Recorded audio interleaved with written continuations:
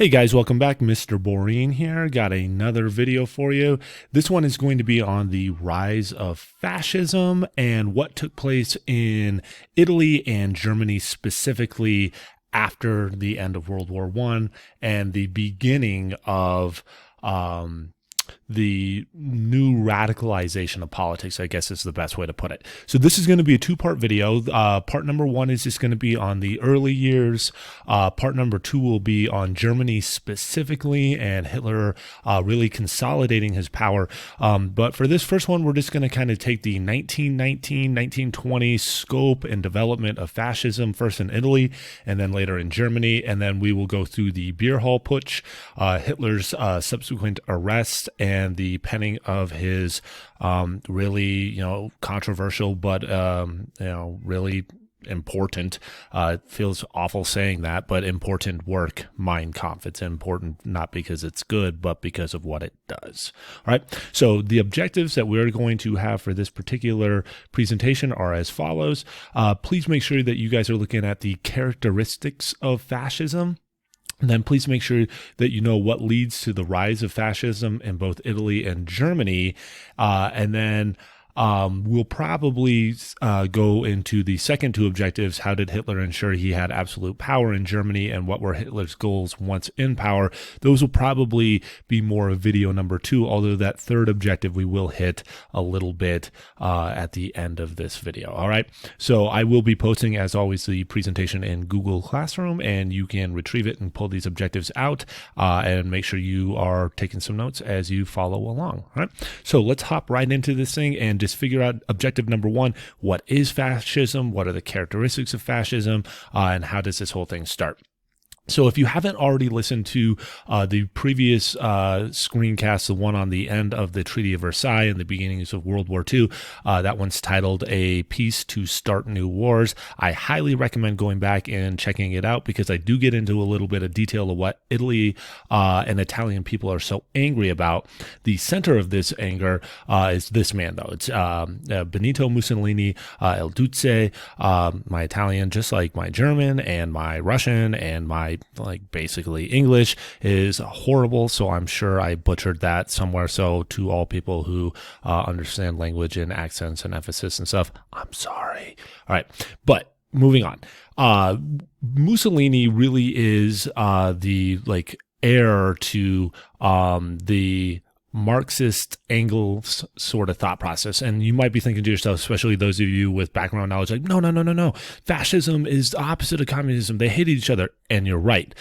But Mussolini draws a lot of his influence from Marx's work, where he starts to think about this idea of radicalization of politics and enabling the lower working class, and more than anything else, the idea of violent revolution to access new means of both production, but also to empower the lower classes, right?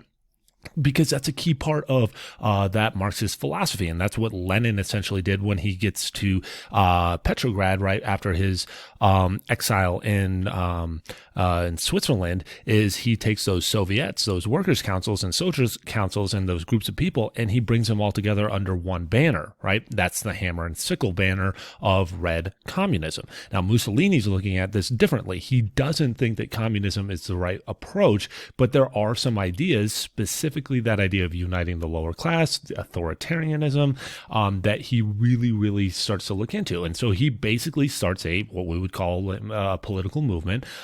The core of this political movement are these zealots, these people who are really into the philosophy of fascism. They're called black shirts. And he basically forces his way into politics, utilizing violence and intimidation, but also really emphasizing the power of the people, right?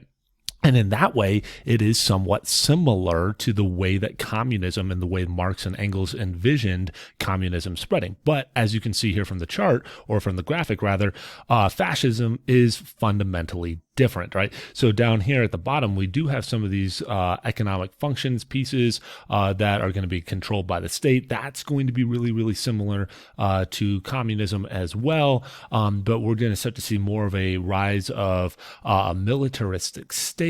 We're going to see that authoritarianism, top-down mentality is going to be the approach.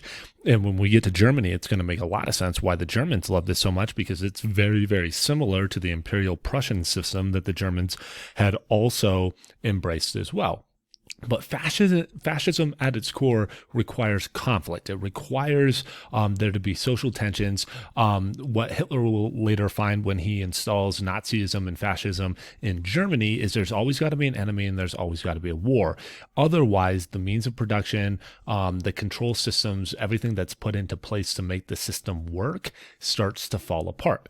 As an analog to this, again, not the same, so don't make a false equivocation. Fascism is not the same as communism, but you can definitely see some parallels between the way the systems come into power and work when you read Animal Farm. Because again, Mussolini, Hitler, and Lenin all utilize that same basic blueprint of the workers' revolution, of people rising up to the top, right? The difference is then what happens when a fascist dictatorship is in control versus a communist, paradise, essentially, is that the fascists don't want to give up power.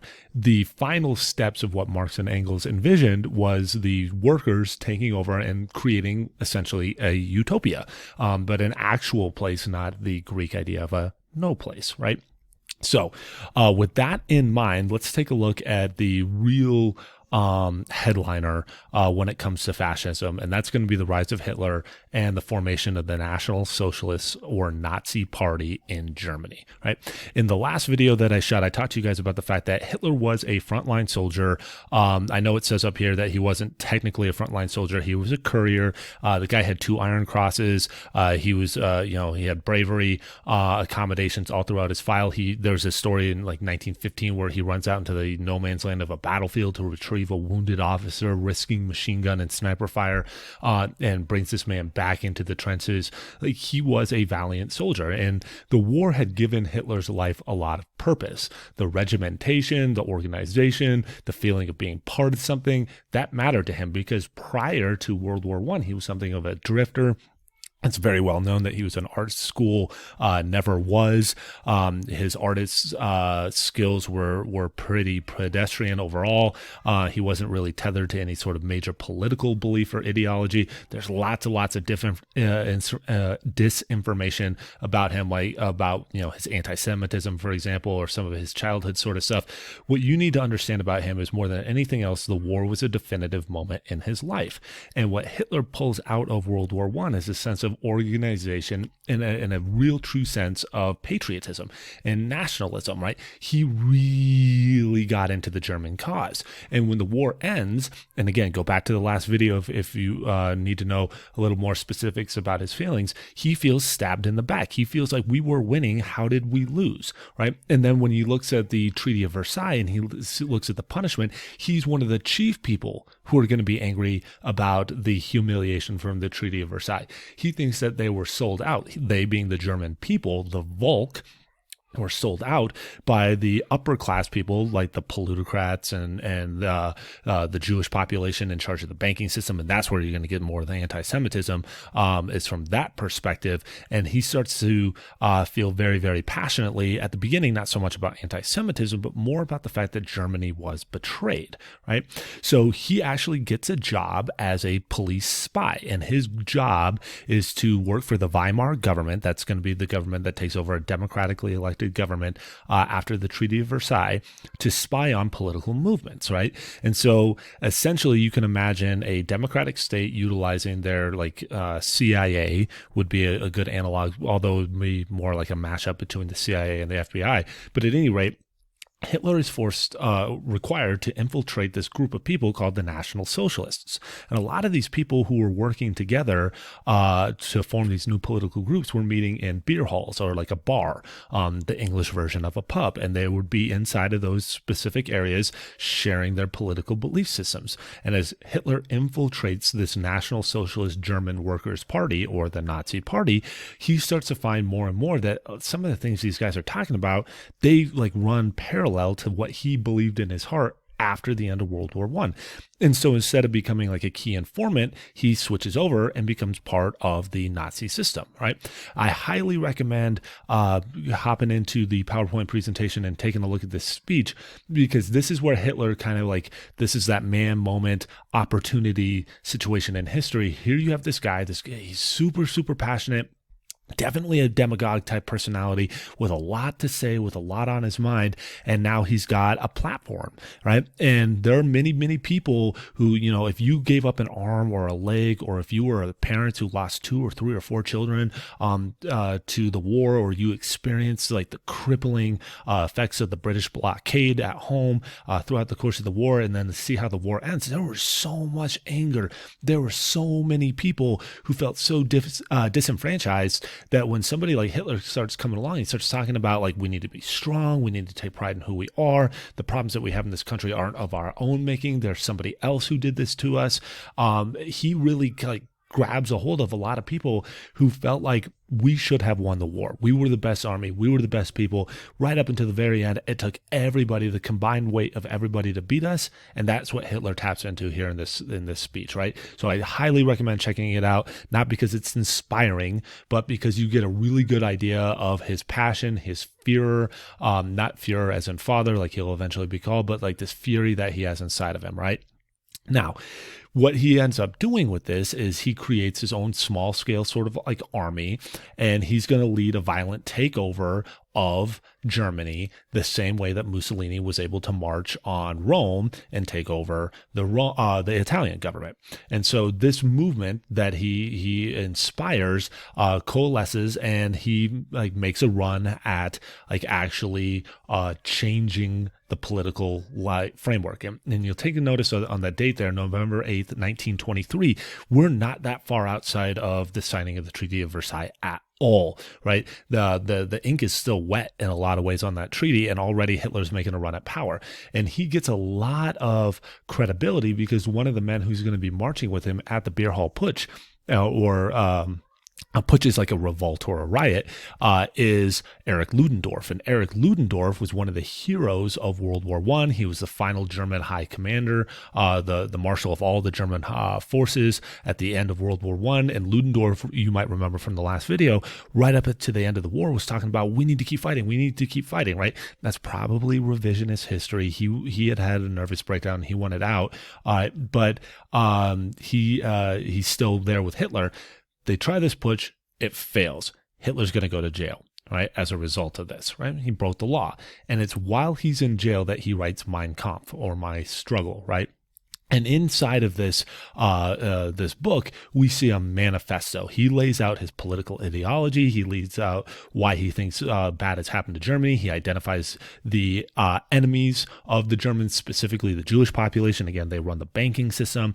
Communists, right? Because he doesn't believe in communism. He doesn't believe in the social equality. He's a fascist. He wants that top-down system, and he hates democracy because he feels like democracy was forced upon the German people. He thinks it's soft. He thinks it's a result of the Treaty of Versailles, right? And so what he wants to inspire people to do is to rise up against France, against Russia, against the enemies of Germany, and he wants to inspire true revolution, right? So his time in prison, even though it's pretty short-lived in terms of like the amount of time he spent there, is really like the crucible in which his political ideas are really formed. He has time to like really plan this thing out.